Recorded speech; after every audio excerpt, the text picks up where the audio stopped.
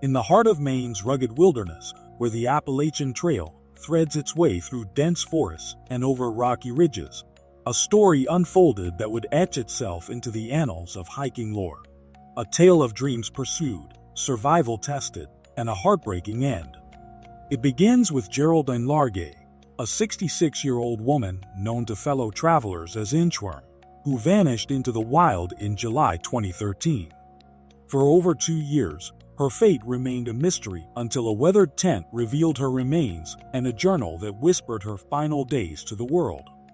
This is the story of Geraldine Largay, a testament to the human spirit, a tragedy born of nature's indifference, and a lesson carved in the trees.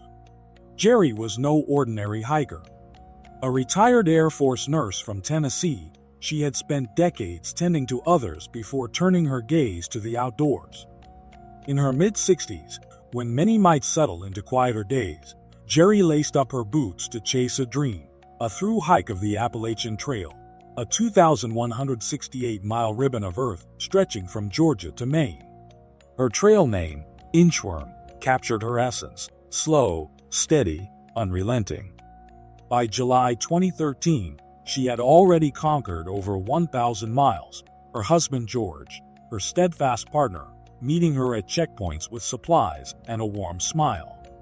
To those who crossed her path, Jerry was a burst of sunlight, cheerful, adventurous, her laughter a balm against the trail's grueling demands. She brought joy to everyone she met, George would later say, his words heavy with memory. Yet beneath her bright exterior lay a quiet vulnerability. Jerry's love for hiking outpaced her mastery of its skills. She had taken courses, practiced on local trails, but the art of navigation, reading maps, wielding a compass, remained a shaky foundation. In Tennessee's gentler woods, this might have been a minor flaw. In Maine's unforgiving wilderness, it would prove fatal. The morning of July 22, 2013, dawned like any other on the trail. Jerry set out from near Route 27, crossing a remote stretch where the forest presses close and the path demands focus. She carried a tent, a flashlight, a space blanket, and a dwindling stash of snacks and water. No GPS, no satellite messenger, just a cell phone tethered to the whims of signal towers. Around mid-morning, a simple need pulled her off the trail. She stepped a few hundred feet into the woods to relieve herself, a momentary detour any hiker might take. But in the dense tangle of trees, those few steps swallowed her whole. By 11 a.m., disorientation had tightened its grip. Jerry pulled out her phone and typed a plea to George. In some trouble. Got off trail to go to the bathroom. Now lost. Can you call AMC to see if a trail maintainer can help me? Somewhere north of Woods Road, she pressed send, but the message hung in limbo, trapped by the absence of cell service.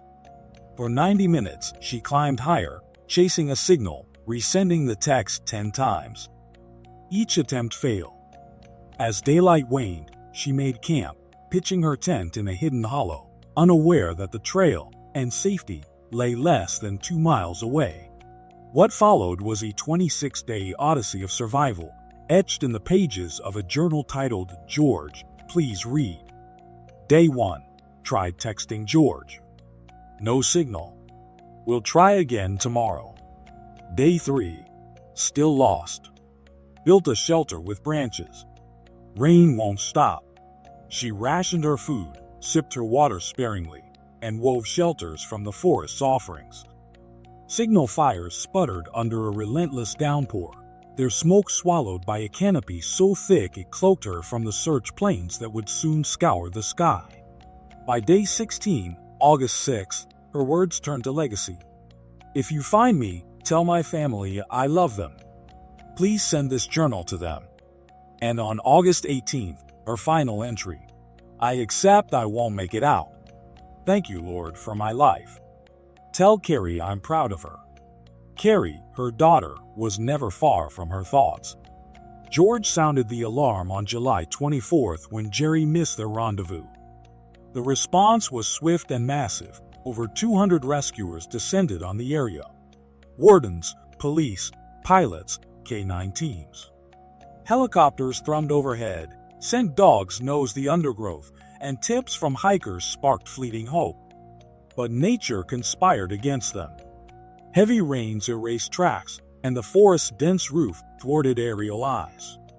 Jerry's tent, nestled beneath that suffocating canopy, remained a secret the wilderness kept well. Weeks stretched into months, then years, the search dwindling to a whisper of its former fury. It was October 2015 when a forester working near a Navy facility in Reddington Township stumbled upon a scene that stopped him cold. A weathered tent, a green backpack, a sleeping bag cradling a skull. Lieutenant Kevin Adam, who had led the search, stood over the site and knew. "I knew it was Jerry," he said, the weight of 2 years lifting and settling all at once. She had been there all along, her body a silent sentinel less than 2 miles from the trail she'd lost. How had it come to this? The answer lies in a cascade of missteps and mischances. Jerry's navigation skills were rudimentary, a compass more ornament than tool in her hands. She carried no emergency beacon, pinning her hopes on a cell phone useless in Maine signal-starved wilds. In her early days lost, she roamed, exhausting herself. Later, she stayed put, her camp a hidden crypt under the trees. Most haunting of all, rescuers later found an open clearing just 70 yards from her tent, a patch of sky where a plane might have seen her had she reached it. That nearness stings, a cruel footnote to her struggle. Her death, ruled exposure, starvation, and hypothermia entwined, was a slow fading, not a sudden fall. Yet in her journal, Jerry left more than a record of decline. She left love etched in ink for George and Carrie, and a courage that outlasted her body. Her family, shattered but grateful, placed a cross and mementos at her campsite, a shrine to the woman who had dared the trail. "We are heartbroken," George said, "but we thank the rescuers who never gave up." Jerry's story rippled beyond her loved ones, becoming a beacon for hikers threading the fine line between adventure and peril. It speaks of preparation, of maps mastered, of GPS devices tucked into packs, of satellite messengers that defy the silence of remote places. It warns of Maine's rugged heart, the trail's toughest stretch, where beauty and danger walk hand in hand. And it questions the cell phone's false promise, urging tools built for the wild over those tethered to civilization's edge. The journal, now safe with her family, is Jerry's voice enduring, a whisper from the wilderness, a mother's pride, a wife's devotion. It tells of a woman who chased a dream and met a fate she could not outrun, yet faced it with grace. In the quiet of that hidden campsite beneath the trees that shielded and doomed her, Geraldine Largay's legacy took root, a call to tread wisely, to hold loved ones close, and to know that even in the vast unknown, a steady inching forward can leave a mark that time cannot erase.